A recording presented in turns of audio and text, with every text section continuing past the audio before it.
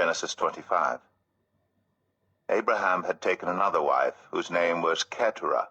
She bore him Zimran, Jokshan, Medan, Midian, Ishbak, and Shua. Jokshan was the father of Sheba and Dedan. The descendants of Dedan were the Asherites, the Letushites, and the Leumites. The sons of Midian were Ephah, Epher, Hanok, Abida, and Eldaah. All these were descendants of Keturah. Abraham left everything he owned to Isaac, but while he was still living, he gave gifts to the sons of his concubines and sent them away from his son Isaac to the land of the east. Abraham lived 175 years. Then Abraham breathed his last and died at a good old age, an old man and full of years, and he was gathered to his people. His sons Isaac and Ishmael buried him in the cave of Machpelah near Mamre, in the field of Ephron son of Zoar the Hittite, the field Abraham had bought from the Hittites. There Abraham was buried with his wife Sarah. After Abraham's death, God blessed his son Isaac, who then lived near Beer-lahai-roi.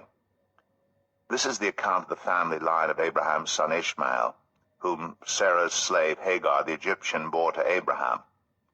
These are the names of the sons of Ishmael, listed in the order of their birth: Nebaioth, the firstborn of Ishmael, Kedar, Adbeel, Mibsam, Mishma, Dumah, Massa, Hadad, Tema, Jetur, Naphish, and Kedemah.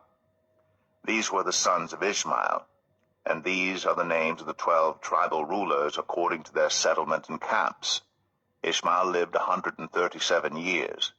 He breathed his last and died, and he was gathered to his people.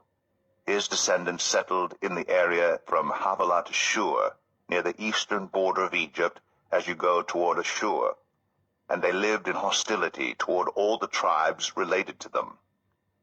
This is the account of the family line of Abraham's son Isaac. Abraham became the father of Isaac, and Isaac was 40 years old when he married Rebekah, daughter of Bethuel, the Aramean from Padan Aram, and sister of Laban the Aramean. Isaac prayed to the Lord on behalf of his wife because she was childless. The Lord answered his prayer, and his wife Rebekah became pregnant. The babies jostled each other within her, and she said, "Why is this happening to me?" So she went to inquire of the Lord. The Lord said to her, "2 nations are in your womb, and 2 peoples from within you will be separated.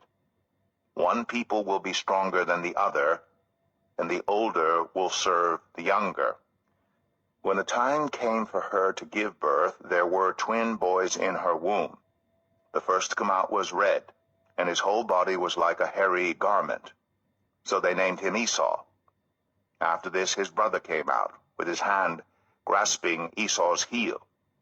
So he was named Jacob. Isaac was 60 years old when Rebekah gave birth to them.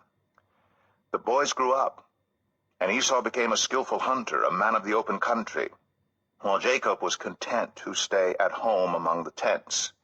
Isaac, who had a taste for wild game, loved Esau, but Rebekah loved Jacob. Once when Jacob was cooking some stew, Esau came in from the open country, famished. He said to Jacob, "Quick, let me have some of that red stew. I'm famished." That is why he was also called Edom. Jacob replied, "First sell me your birthright." "Look, I am about to die," Esau said. "What good is the birthright to me?" But Jacob said, "Swear to me first." So he swore an oath to him, selling his birthright to Jacob. Then Jacob gave Esau some bread and some lentil stew. He ate and drank, and then got up and left. So Esau despised his birthright.